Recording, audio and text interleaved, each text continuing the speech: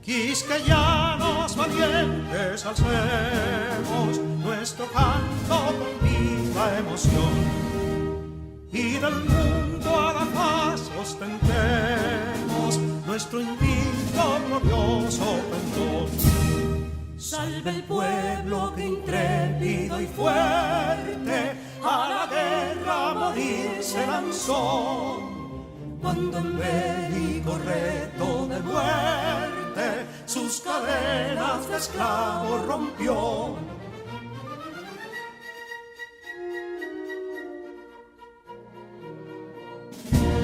Ningún pueblo ser libre merece si es esclavo, indolente y servil. Si en su pecho la llama no crece, que templó el heroísmo viril, más que estrella la incógnita y brava, siempre altiva la frente alzará, que si fuere mil veces esclava, otras tantas ser libre sabrá.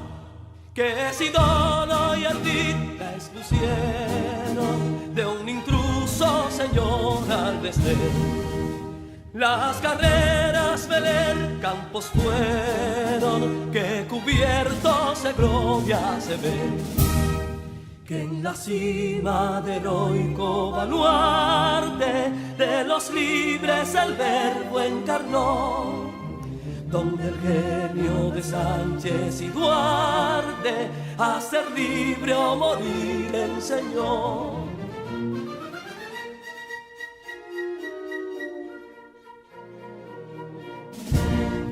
Y si pudo inconsulto caudillo de esas glorias el brillo empañar, de la guerra se vio en Capotillo la bandera de fuego ondear. Y el incendio que atónito deja de Castilla al soberbio león, de las playas gloriosas le aleja, donde flota el cruzado pendón. Compatriotas, mostremos erguida nuestra frente orgullosos de hoy más, que Quisqueya será destruida, pero sierva de nuevo jamás. Que santuario de amor cada pecho, do la patria se siente vivir, y es su escudo invencible el derecho, y es su lema ser libre o morir.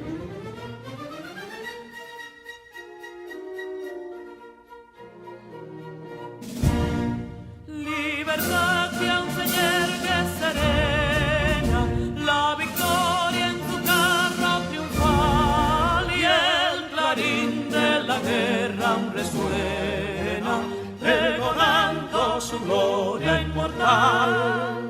Libertad, que los ecos se agiten mientras llenos de noble ansiedad nuestros campos de gloria repiten. Libertad, libertad, libertad.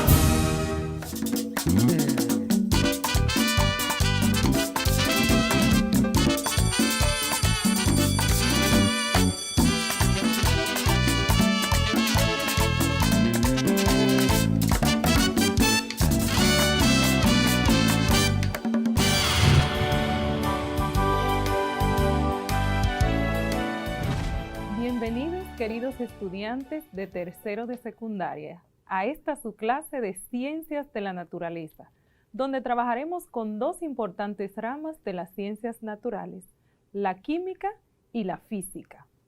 Yo soy tu maestra, Sara Lorenzo, quien te acompaña en este proceso de enseñanza y aprendizaje, a fin de sacar el mejor provecho de este proceso educativo. Ten a mano tus útiles escolares y toda la disposición. Pero antes, veamos el siguiente video. Tú lo sabes, y yo también. Son muchas las cosas que tocamos cada día que están cargados de microbios y otras microbacterias. Tu teléfono móvil, el dinero, y por consiguiente los monederos, el control remoto de la televisión, el carrito de compras del supermercado, la esponja de lavar los platos, el interruptor de la luz, las llaves del carro, el volante, los puños de la bicicleta, los pasamanos de las escaleras, los paneles de control de los ascensores, espejuelos, llavines o cerraduras, lavadoras, dispensadores de jabón, bolígrafos, las mascotas y muchísimas otras cosas más. Todos contienen un gran número de virus, bacterias, hongos y parásitos. Y entonces, ¿qué puedo hacer? Sencillo, lávate bien las manos por un espacio no menor de 20 segundos y esto puede eliminar alrededor del 90% de microorganismos perjudiciales para la salud. Tú lo sabes y yo también. Cuidemos nuestra salud y la de nuestros seres queridos. Recuerda que tomando estas medidas de manera correcta, puedes colaborar para preservar tu salud y la de los tuyos. Hola, Neurona. Hola, profesora Sara. ¿Cómo está? Muy bien, gracias a Dios. Esperando que ustedes también estén muy bien en sus hogares. Neurona, ¿podrías darnos el resumen de la clase anterior, por favor? Claro que sí. En la clase anterior dijimos que la radiación solar es la energía emitida por el Sol que se propaga en todas las direcciones a través del espacio mediante ondas electromagnéticas. La energía solar es muy importante para todos los seres vivos y para los procesos que ocurren en la superficie terrestre. Pero se debe tener en cuenta que esta energía solar viene acompañada de radiaciones ultravioleta que pueden ser nocivas para la salud, especialmente para la piel. Muy bien, Neurona. Ahora sí, estamos listos para conocer la palabra clave del día de hoy. Y la palabra clave es fluidos. Fluidos. Se denomina fluidos a la materia compuesta por moléculas atraídas entre sí de manera débil, provocando que no tengan la capacidad de sostener su forma concreta, sino que adquieren la del recipiente en donde están contenidos. Es decir, que los fluidos no tienen una forma determinada, fija, sino que adquieren la forma de lo que sea que los sostenga. Puede ser un vaso, un balde o un tubo en forma de U. Así es. ¿Sabías que muchos fluidos son importantes para nuestra salud y nuestra vida cotidiana? Por ejemplo, el aire que respiramos y el agua con la cual realizamos múltiples funciones en nuestra vida diaria. Neurona, ¿podrías decirnos cuáles estados de la materia se consideran fluidos? Claro que sí, maestra. Las sustancias en estado líquido y gaseoso se consideran fluidos. Así es. Los líquidos y los gases fluyen hasta adoptar la forma del recipiente que los contiene, lo que les confiere la habilidad de considerarse fluidos. Esta característica tiene algunas consecuencias interesantes, conocidas como flotabilidad. Para poder entender por qué flotan o por qué se hunden algunos cuerpos en un fluido, tenemos que entender el concepto de densidad y presión.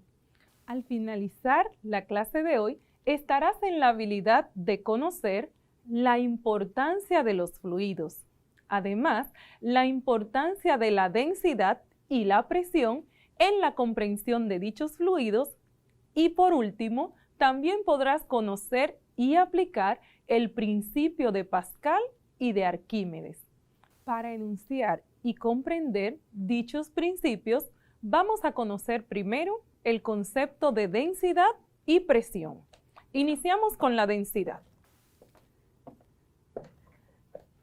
La densidad es una magnitud física escalar que hace referencia a la cantidad de masa comprendida en un determinado volumen de un cuerpo o una sustancia.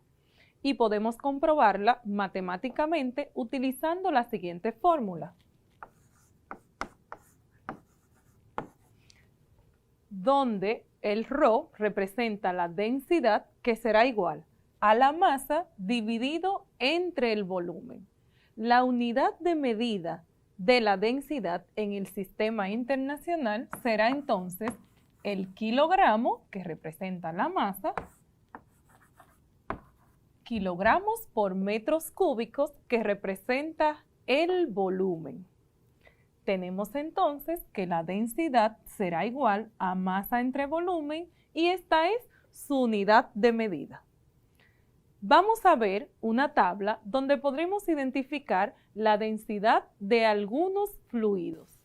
Por ejemplo, tenemos el aire en estado gaseoso, que tiene una densidad de 1.300 kilogramos por metros cúbicos. El dióxido de carbono en estado gaseoso, su densidad es igual a 2.000 kilogramos por metros cúbicos. El mercurio en estado líquido, su densidad es de 13.600 kilogramos por metros cúbicos. Y el agua en estado líquido tiene una densidad de 1.000 kilogramos por metros cúbicos. Veamos entonces un ejemplo. Una piscina de plástico mide 2 metros de largo, 1.4 metros de ancho y 0.3 metros de profundidad y está llena de agua. ¿Cuál sería entonces su peso? Lo primero es que vamos a calcular el volumen. El volumen será igual a la multiplicación de la altura por la profundidad por la anchura. Tenemos entonces 2 metros por 1.4 metros por 0.3 metros. Neurona, si yo multiplico 2 por 1.4, ¿cuánto da eso? 2.8 metros cuadrados. Muy bien, 2.8 metros cuadrados. Y si lo multiplico entonces por 0.3 metros, ¿cuánto sería? Será igual a 0.84 metros cúbicos. Muy bien, 0.84 metros cúbicos. Metro por metro por metro. Metros cúbicos. Entonces, de acuerdo con la tabla de la densidad de los fluidos que vimos hace unos instantes, ¿cuál es la densidad del agua? La densidad del agua, lo colocaremos por aquí, será igual a 1.000 kilogramos por metros cúbicos. Esa es la densidad del agua. Entonces, utilizando esta misma fórmula que tengo aquí, yo puedo despejar la fórmula de la masa. Veamos entonces, la masa y el volumen están dividiendo, por lo cual este volumen pasará al otro lado multiplicando. Y tendremos entonces que la masa será igual a la densidad por el volumen. Multiplicamos la densidad del agua por el volumen de la piscina. Tenemos entonces que la masa es igual a la densidad del agua multiplicado por el volumen. Neurona, si yo multiplico 1.000 por 0.84, ¿cuál será el resultado? 840. 840 metros cúbicos, se va con metros cúbicos y me queda kilogramos. Ahora bien, si yo quiero saber cuánto es 840 kilogramos en libras, ¿qué debo hacer? Debo multiplicar esta cantidad por 2.2, debido a que 1 kilogramo equivale a 2.2 libras. ¿Cuánto sería entonces? Aproximadamente 1.856 libras. Muy bien.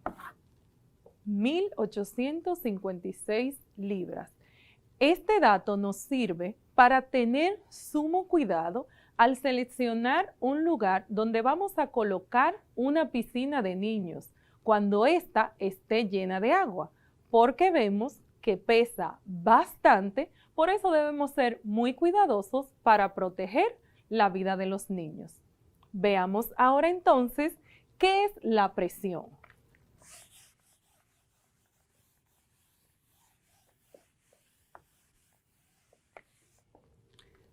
La presión es una magnitud física que mide la fuerza por unidad de área y la podemos comprobar utilizando la siguiente fórmula. Presión será igual a fuerza por unidad de área. La unidad de medida de la presión en el sistema internacional es el pascal y un pascal es igual a 1 newton por metro cuadrado. Ahora bien, otra unidad de medida de la presión muy utilizada es la atmósfera, que equivale a la presión ejercida por la atmósfera en la superficie terrestre sobre el nivel del mar. Y una atmósfera equivale a 101.300 pascales. Veamos ahora otro ejemplo. Una mujer de 58 kilogramos hace equilibrio sobre el tacón de su zapato, cuya área es de 0.5 centímetros cuadrados. ¿Cuánta presión ejerce la mujer sobre el piso? Vemos entonces que la fuerza es igual a masa por gravedad y sustituimos cada variable por su valor. La fuerza es igual a la masa. ¿Cuánto dijimos que pesa la mujer? 58 kilogramos. Y lo multiplicamos por el valor de la gravedad en la superficie terrestre, que es de 9.8 metros por segundo al cuadrado. Neurona, si multiplicamos 58 por 9.8, ¿cuál será el valor entonces? 568.4. Así es, 568.4, y le colocamos su unidad de medida en el sistema internacional, que es el newton, la unidad de medida de la fuerza. Ahora bien, como 1 centímetro cuadrado es igual a 0.0001 metros cuadrados, tenemos entonces que el área que ocupa el tacón del zapato de la mujer es de 0.5 centímetros cuadrados. El área es igual a 0.5 centímetros cuadrados. Entonces, multiplicaremos 0.5 por 0.0001 metros cuadrados. Y esto nos dará un resultado de, ¿cuánto nos da, Neurona? 0.00005 metros al cuadrado. Muy bien. Entonces, vamos ahora a calcular cuál es la presión ejercida por el tacón de la mujer. Y la presión dijimos que es igual a la fuerza dividida entre el área. Sustituimos cada variable por su valor. La fuerza ejercida es de 568.4 newton entre el área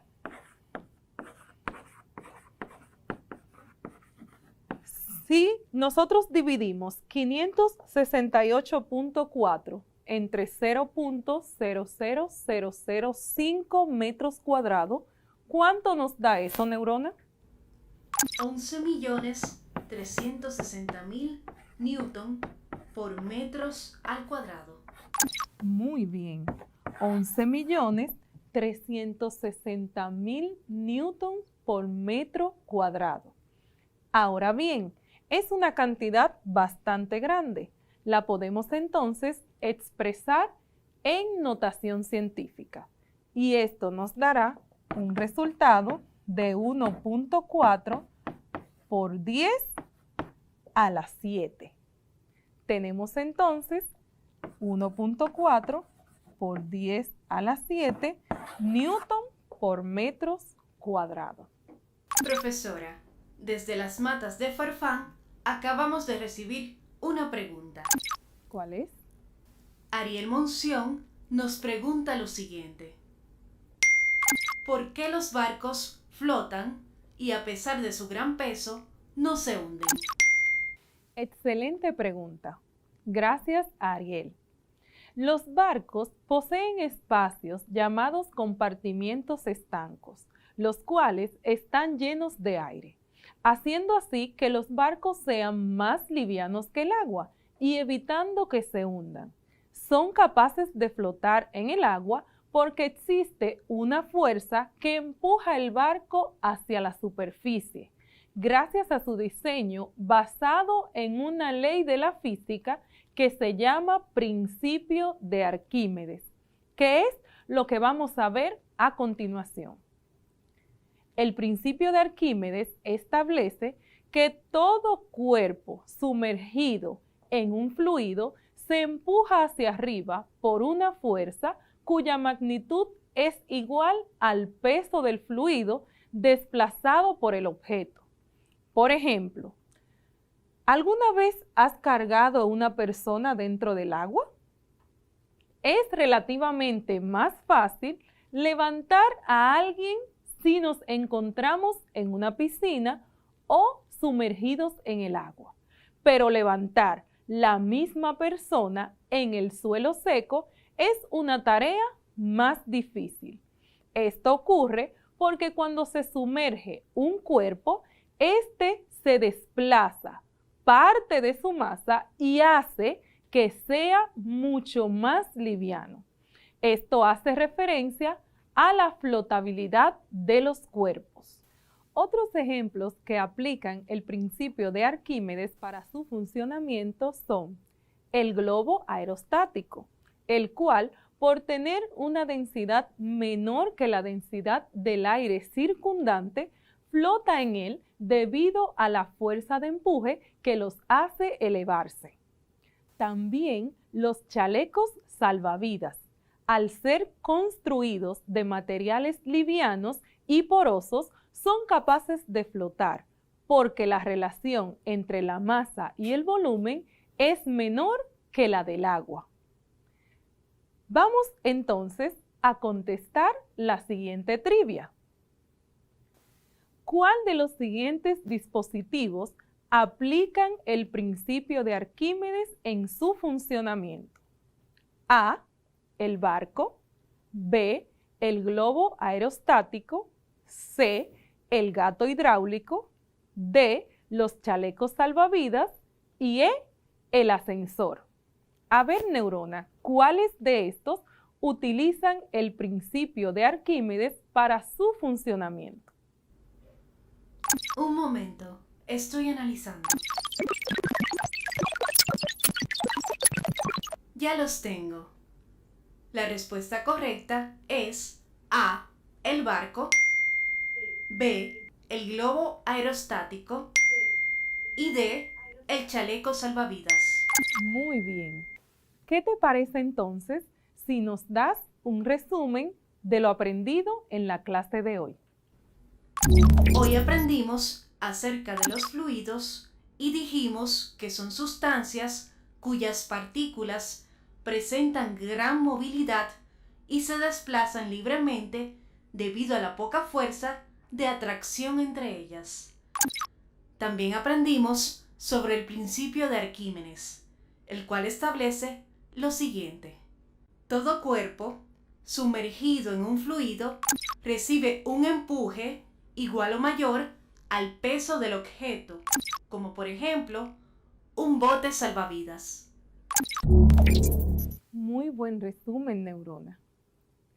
Esperando que hayas entendido la clase de hoy, hemos llegado al final, recordándote que puedes visitar el enlace que aparece en tu pantalla para así volver a observar la clase de hoy. Y si te queda alguna duda, te puedes acercar a tus maestros titulares para poder afianzar los conocimientos adquiridos en esta clase. Me despido con una frase del filósofo Aristóteles que dice: la inteligencia consiste no solamente en el conocimiento, sino también en la destreza de aplicar dichos conocimientos a la práctica. Esperando que la paz de Dios reine en tu vida y en tu hogar, nos despedimos. Hasta la próxima.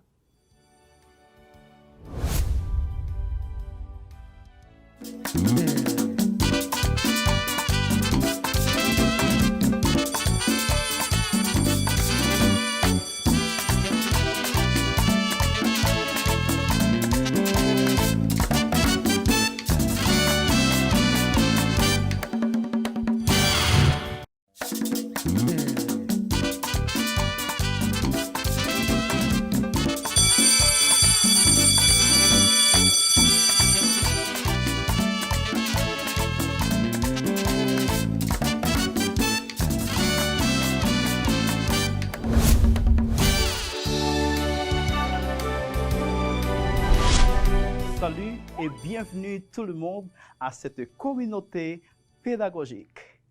Que la paix de Dieu soit sur toi et bien sûr sur ta maison. Que la paz de Dios sea sobre ti y claro, sobre tu casa. Je suis Clément Jetuo, ton prof de français. Estimado estudiante, te damos la bienvenida a este espacio pedagógico. Salut Newell, comment vas-tu? Je vais très bien, merci. Tu es prête? Bien sûr, profesor. Et voilà, imagínate que estás en un país francófono y necesitas salir a pasear, a recrearte, a conocer, a hacer una compra, una pequeña compra para tu estadía. Pero no sabes cómo ubicarte en la ciudad. Por eso es necesario que aprendamos sobre los establecimientos en la ciudad en francés. Oh, te estás mirando la mano. ¿Se te olvidó? Claro, hay que lavarse las manos. ¡Vamos! Tú lo sabes, y yo también. Son muchas las cosas que tocamos cada día que están cargados de microbios y otras microbacterias. Tu teléfono móvil, el dinero, y por consiguiente los monederos, el control remoto de la televisión, el carrito de compras del supermercado, la esponja de lavar los platos, el interruptor de la luz, las llaves del carro, el volante, los puños de la bicicleta, los pasamanos de las escaleras, los paneles de control de los ascensores, espejuelos, llavines o cerraduras, lavadoras, dispensadores de jabón, bolígrafos, las mascotas y muchísimas otras cosas más. Todos contienen un gran número de virus, bacterias, hongos y parásitos. Y entonces, ¿qué puedo hacer? Sencillo, lávate bien las manos por un espacio no menor de 20 segundos y esto puede eliminar alrededor del 90% de microorganismos perjudiciales para la salud. Tú lo sabes y yo también. Cuidemos nuestra salud y la de nuestros seres queridos. Très bien. Recuerda siempre lavarte las manos, usar la mascarilla y, por supuesto, mantener la distancia física. Antérieurement, tu as beaucoup appris sur ce qu'il y a dans ta ville, ton quartier, ta zone. Anteriormente, has aprendido mucho sobre lo que hay en tu ciudad, tu barrio, tu sector, tu zona. ¿Recuerdas? Oui, profesor. Gracias a mi sistema de navegación, di la vuelta a la manzana en mi sector, diciendo los nombres de los establecimientos en francés. Y usé mi mascarilla, claro. Bravo! Ça a été très bien, hein? Prof, ¿cómo on dit comprar en francés? Comprar, acheter. Acheter. Acheter. Très bien. Et sur ce, nous présentons le mot-clé du jour. La palabra clave de hoy. Acheter. Comprar. Acheter, c'est obtenir, acquérir quelque chose, un bien ou un droit au moyen d'une transaction financière. Comprar es adquirir, obtener algo, un bien o un derecho por medio de una transacción financiera. Ahora, observa la imagen y nombra el establecimiento que representa. Número 1. ¿Está viendo la imagen? Unas sillas, mesas. Ah, se puede comer el postre. Une glacerie. Une glacerie. Très bien. Número 2. Se puede comprar un pantalón nuevo, perfumes. ¡Wow! Une boutique. Une boutique. Très bien. ¿Está viendo la imagen número 3? ¿Ouais? Para el almuerzo o la cena, pour le dîner. Un restaurant. Un restaurant. Un restaurant. Numéro 4. Se puede comprar pan, une baguette. Ouais? Une boulangerie. Une boulangerie. Très bien. Numéro 5. Para comprar la medicina, los medicamentos para la gripe. Une pharmacie. Une pharmacie. Número 6. Hay muchos de estos en todos lados, hasta 2, 3, 4 en una misma esquina con una música alta. Se puede comprar muchas cosas ahí. Une épicerie. Une épicerie. Très bien. Numéro 7. Se puede comprar de todo. Un magasin. Un magasin. Un magasin. Très bien. Numéro 8.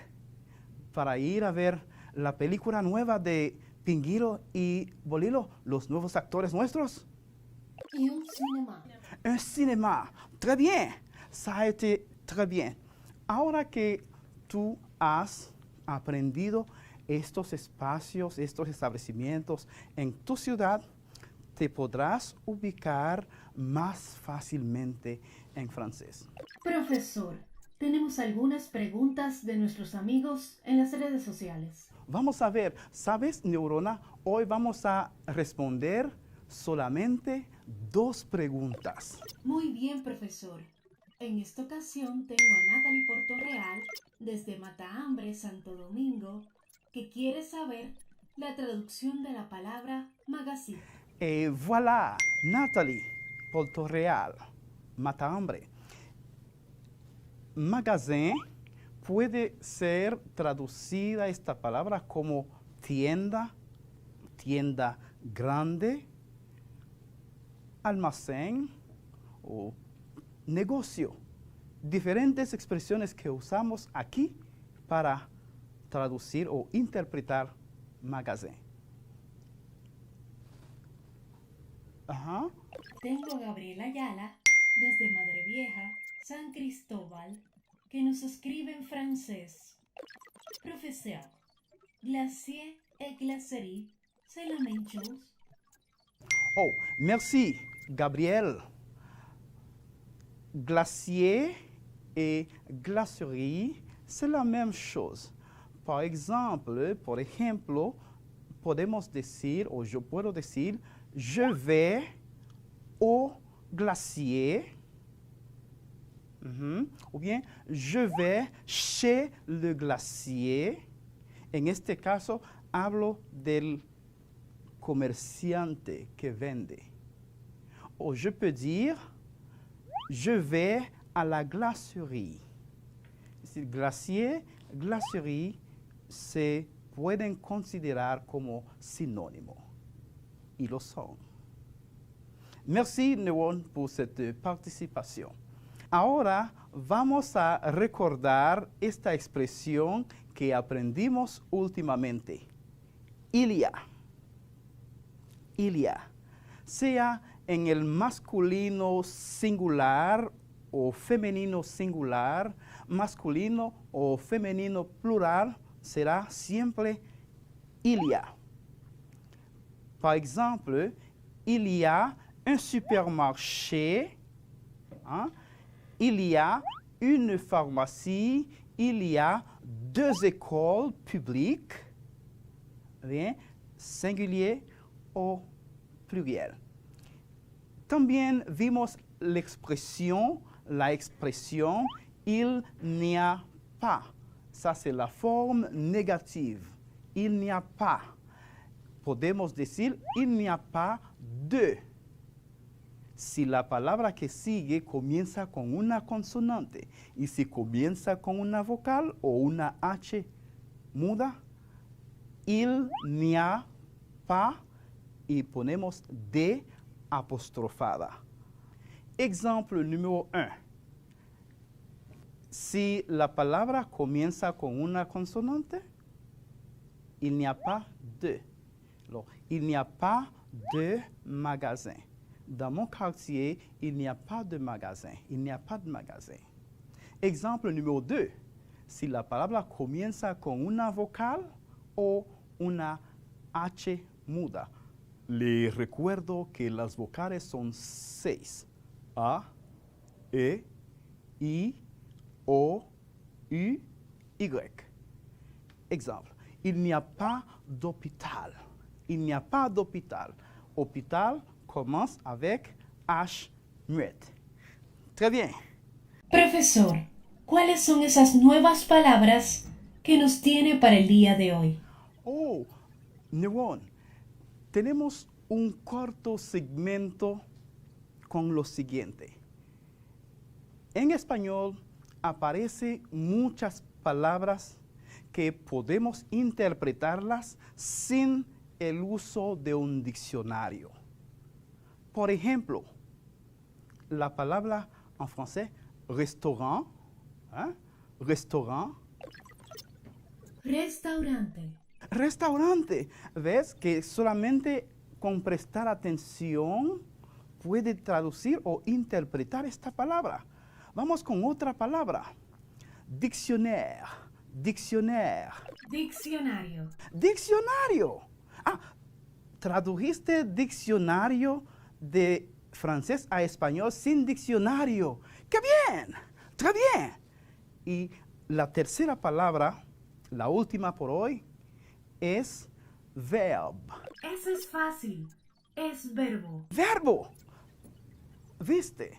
Hay muchas palabras que podemos traducir del francés al español o viceversa sin tener que usar un diccionario. Ça a été très bien.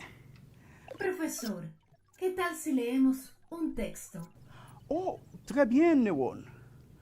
Estimado estudiante, te invitamos a que leas el texto y también ubiques en el mismo los nombres de establecimientos en la ciudad. ¿De acuerdo? Vamos.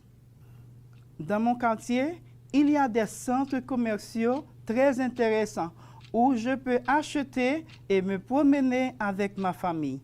J'adore aller au glacier pour manger de la glace. Il y a des boutiques, des magasins, des pharmacies et des épiceries. Parfois, ma famille et moi, nous allons au restaurant pour déjeuner ou dîner ensemble. Il y a aussi une boulangerie où nous achetons du pain pour le petit déjeuner, mais il n'y a pas de cinéma près de chez moi. Mon quartier est génial. ¿Ya has ubicado los nombres de establecimientos que aparecen en el texto? Oui, professeur. Centre commercial. Centres commerciaux. Glacier. Glacier. Boutique. Des boutiques. Magasin. Magasin. Pharmacie. Pharmacie. Épicerie. Épicerie. Al restaurant. Restaurant. Très bien. Profesor, también aparecen las expresiones il y a, que quiere decir hay, et il n'y a pas, que quiere decir no hay. Exactement, Newon. Il y a, hay, il n'y a pas, no hay. Maintenant, tu vas compléter les phrases suivantes avec le nom de l'établissement correspondant. Ahora vas a completar las oraciones siguientes con el nombre del establecimiento que corresponde. Escucha con atención, por favor. Pour acheter du pain, je vais à la... Exactement. Pour acheter du pain, je vais à la boulangerie. Pour manger de la glace avec ma famille, nous allons à la... Très bien, nous allons à la glacerie. J'achète les médicaments à la pharmacie. J'achète les médicaments à la pharmacie. Je regarde mon film préféré au cinéma. Très bien.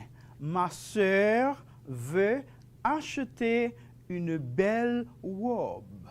Elle va à la boutique. Ma sœur veut acheter une belle robe. Elle doit aller à la boutique. Très bien. Newon. Oui, professeur. ¿Quiere decir algo? Oui, professeur. Je vais à la boutique pour acheter des vêtements pour une occasion spéciale. Très bien. Merci por cette participation, Newon. ¿Y tú has aprendido algo nuevo hoy?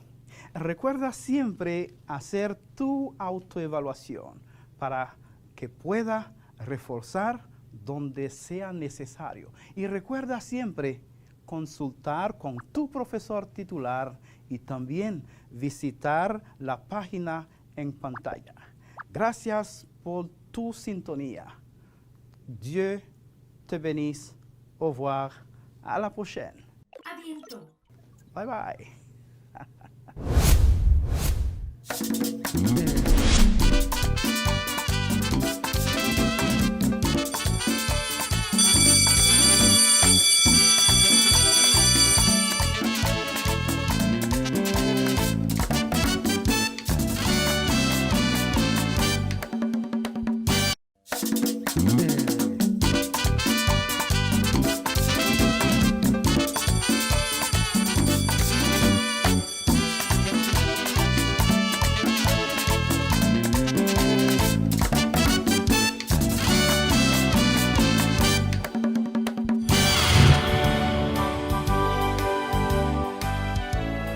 Bienvenidos, estudiantes de tercero de secundaria, a la clase de lengua española.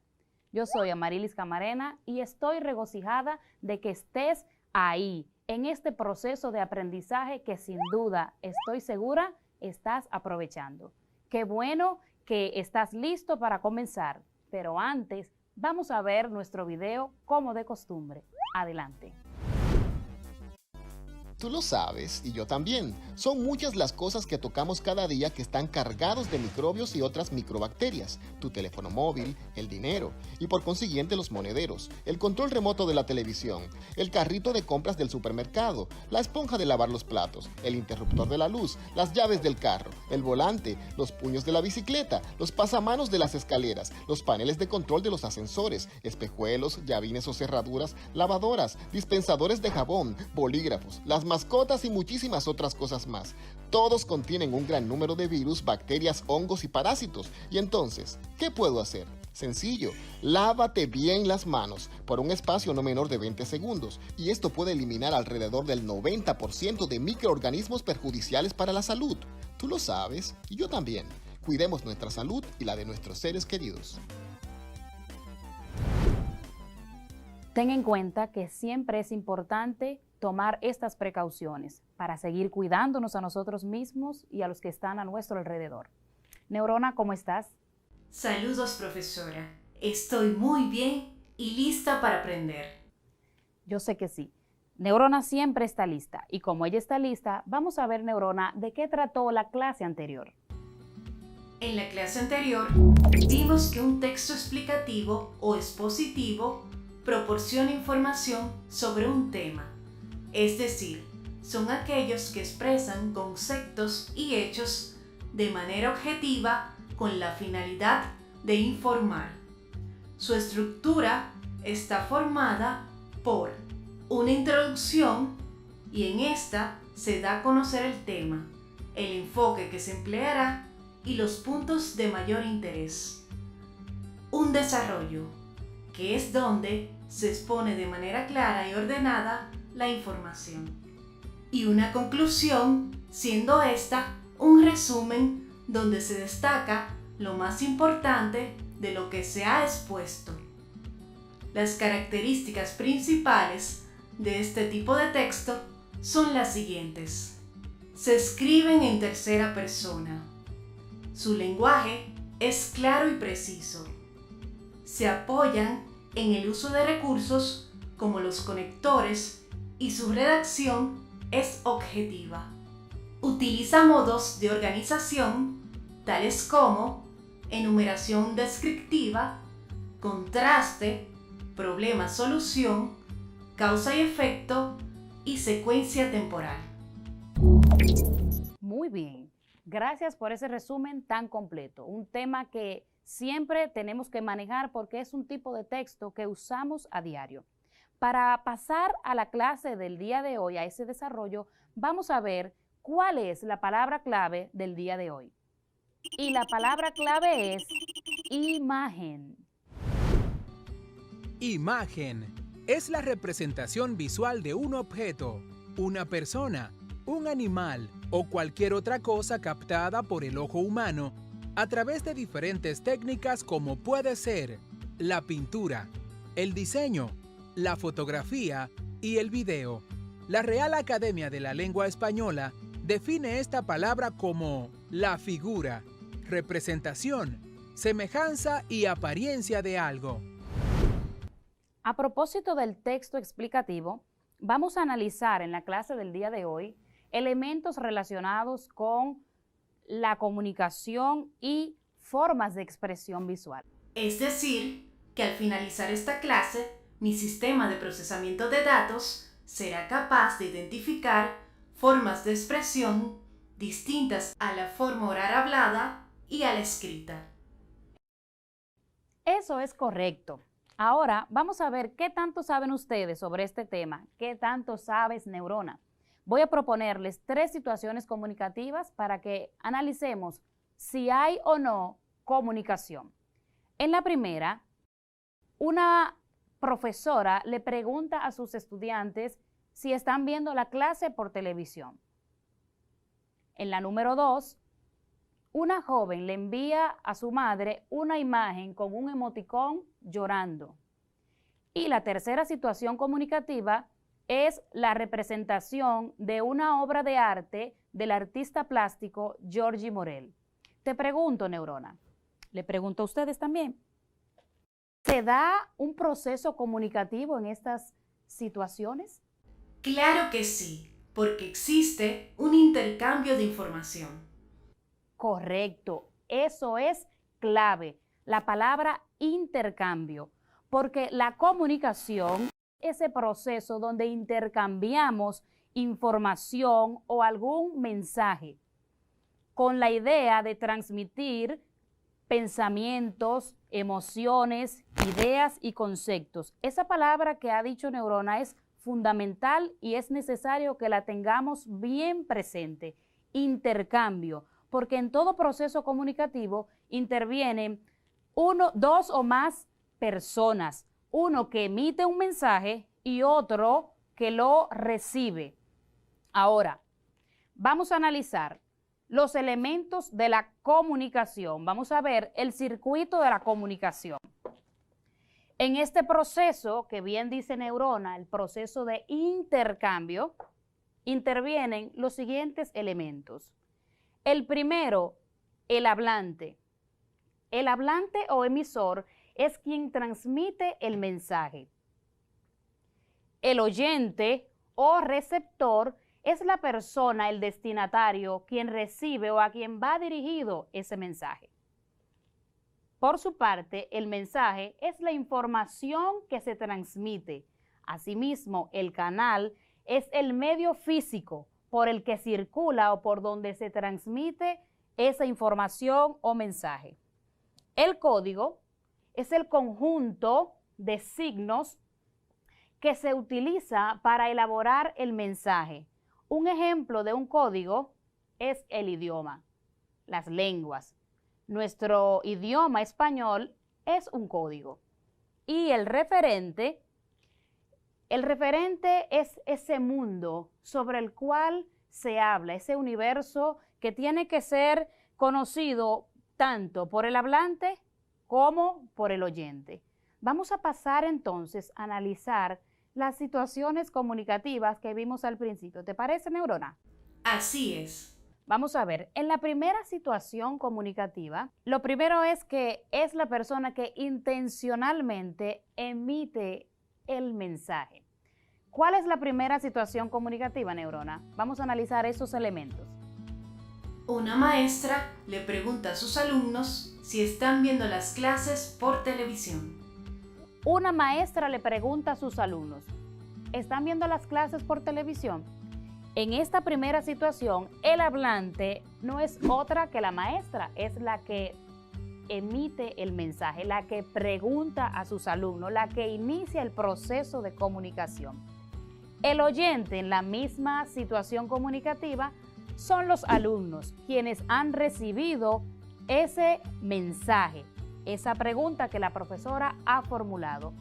¿Cuál es el mensaje entonces? La pregunta. ¿Están viendo las clases por televisión?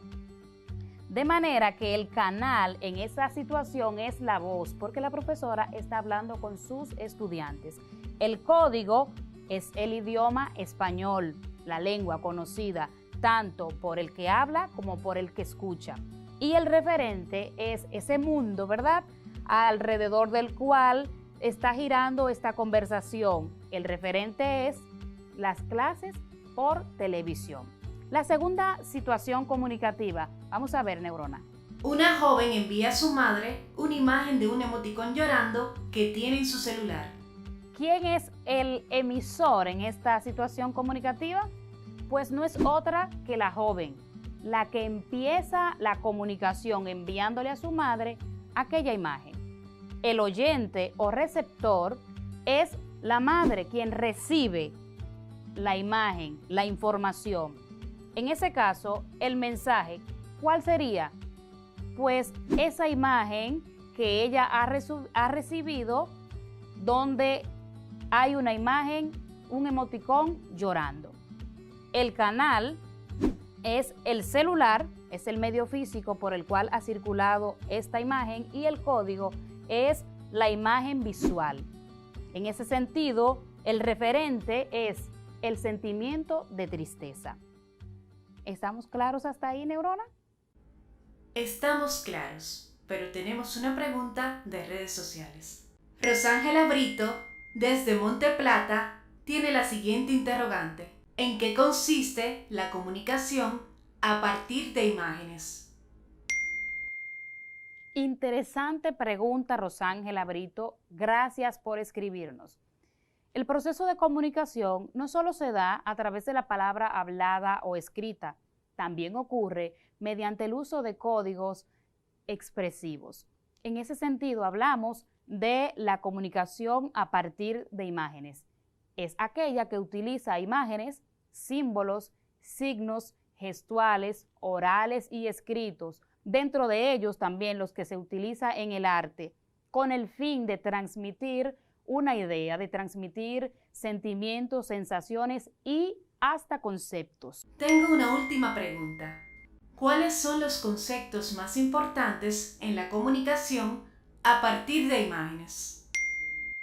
Muy buena pregunta, Neurona. 3 conceptos claves, 3 conceptos importantes en la comunicación a partir de imágenes.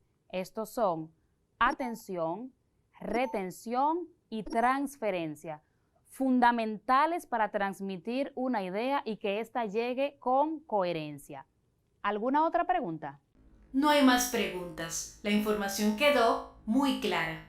Muy bien. Entonces, es bueno profundizar entonces acá en la comunicación visual. La comunicación visual es la transmisión de ideas e información de forma tal que se puedan percibir total o parcialmente a través de la vista.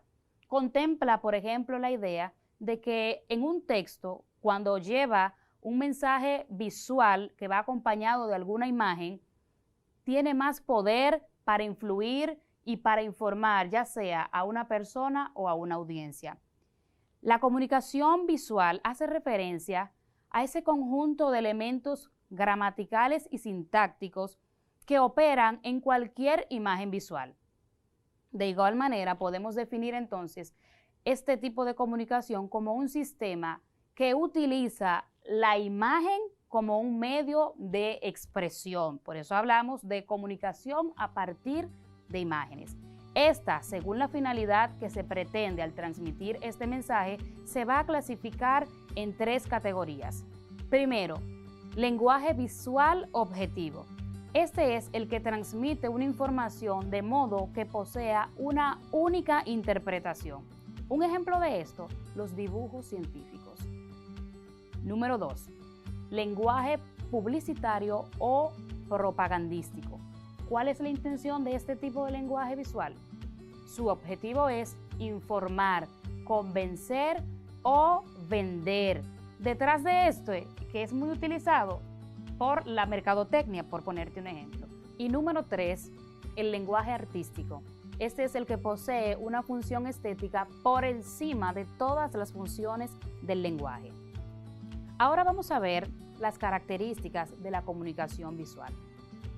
A diferencia de otros tipos de lenguaje, el lenguaje visual posee sus propias características. Primero, este es de carácter universal, fácil de entender. Por eso, trasciende las fronteras. Su interpretación es sencilla. Otra característica es que puede ser intencional, siempre y cuando sea transmitido por el hombre. ¿Puede poner un ejemplo, por favor? Claro que sí, Neurona. Un ejemplo de esta característica es las banderas de colores que califican el estado del mar en las playas. Es decir, que otro ejemplo sería cuando en el fútbol el árbitro saca una tarjeta amarilla que significa falta leve. Muy bien, excelente ejemplo, así es. Otra característica de este tipo de comunicación es que puede ser casual. ¿Cuándo es casual? Cuando está fuera del control del hombre. Un ejemplo de esto es la imagen que se proyecta en el horizonte de un tornado acercándose. Eso está fuera totalmente del control del ser humano. Otro ejemplo pudiera ser un arco iris. Exacto, puede ser fuera del control del hombre. Dentro de las funciones de la comunicación visual, vamos a ver que dependiendo del campo donde se desarrolle ese tipo de comunicación, ¿a qué me refiero con campo? El campo puede ser la pintura, la escultura, el diseño gráfico, la danza, el teatro, el cine, entre muchos otros. Dependiendo de ese campo, la comunicación visual va a desempeñar alguna de las funciones del lenguaje, como es el caso de la comunicación de sentimientos.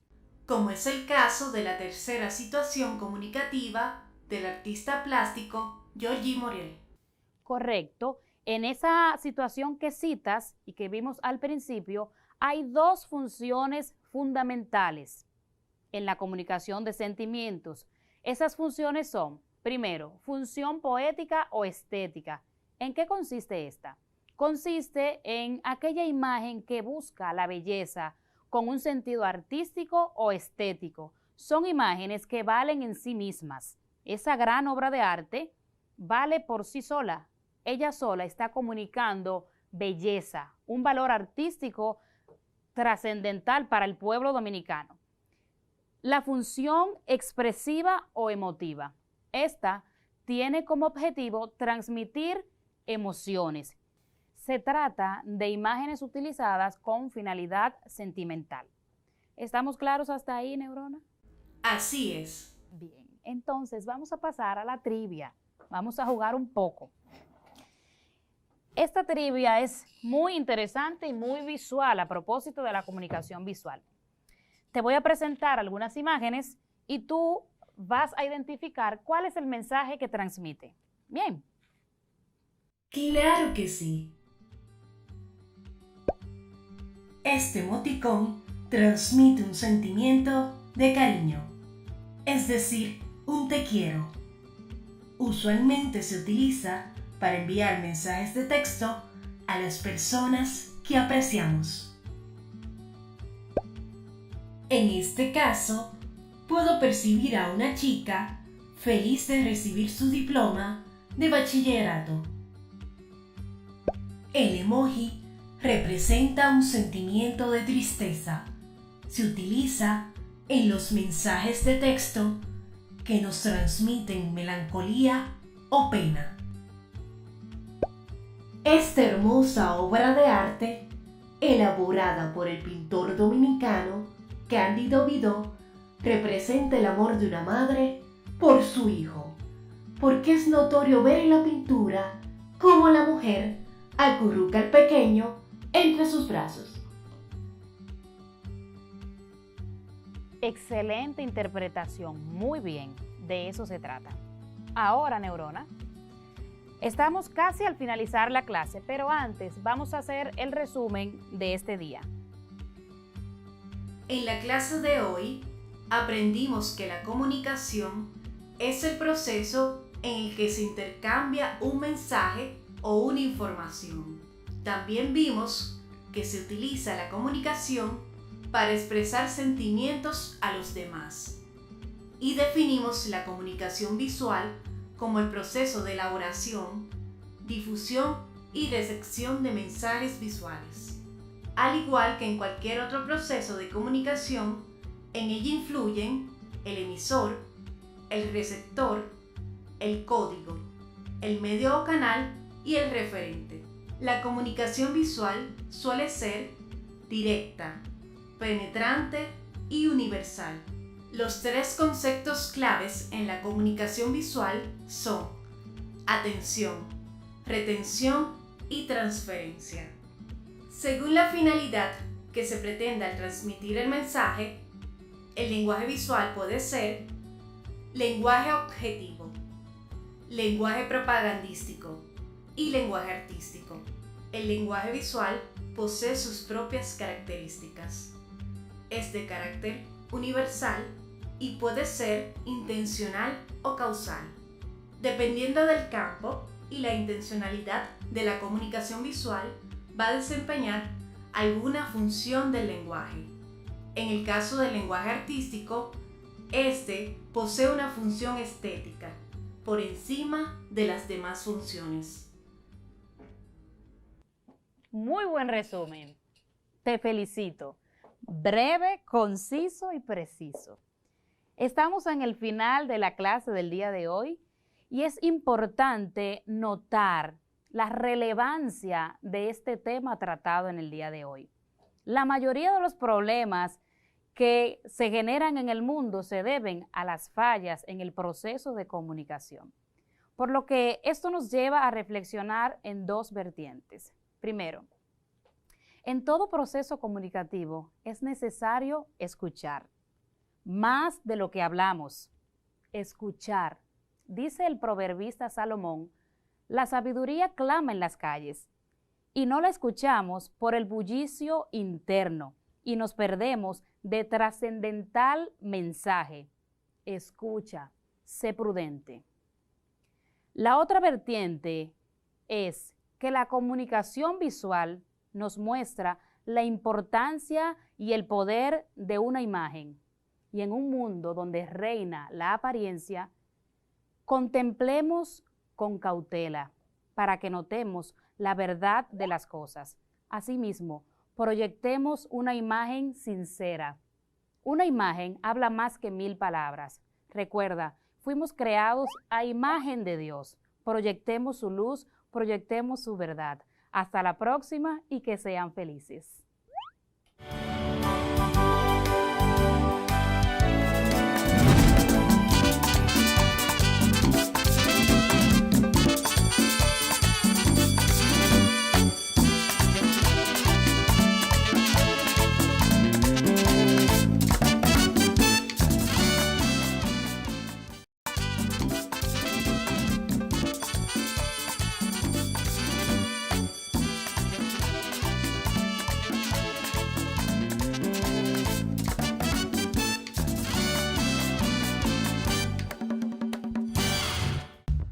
Problema.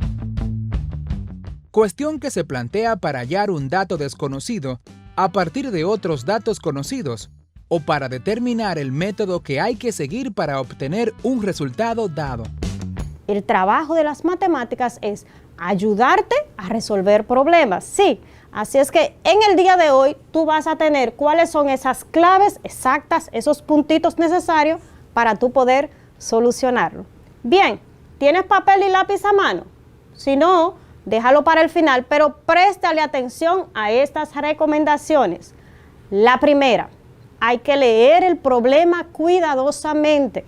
Sí, eso así de sencillo, todo el mundo sabe leer, pero es necesario hacer hincapié en esos detallitos que me presenta el problema. Lo segundo es leer de nuevo el problema y verificar qué me están pidiendo. O sea, si yo tengo una situación, yo tengo que buscar cuál es esa situación y qué yo voy a hacer en esa situación. Luego, si es posible, traza un diagrama de ese problema. O sea, si tú necesitas un gráfico o algo que te ayude, algunos elementos para tú representar ese problema, lo puedes hacer. Como punto número 4 tienes asignarle una variable al problema o a la situación que se esté presentando. Esa variable tiene que estar definida. Una incógnita, ¿recuerdas, verdad? Tú tienes que definir cuál es esa incógnita. 5. Si es posible, representa las demás cantidades o situaciones que se presentan dentro del problema en función de esa misma variable. O sea, si tú tomaste la variable z, por poner una letra, pues si es posible, claro está, es bueno que tú representes las demás en función de esa misma. Como sexto, tendrías que escribir ya con precisión qué es lo que te está pidiendo el problema, o sea, elaborar tu ecuación. Como punto número 7, tendríamos resolver la ecuación que se te presenta, ya, porque ya tú buscaste todos los elementos, viste cuál era la ecuación y ya tienes la ecuación, pues resuélvala. Y por último, tienes que verificar si esos problemitas y si ese resultado que te dio se complementa o se comprende con lo que te pidió el problema anterior, lo que te pedía, ¿verdad? Si ese resultado es el que le corresponde.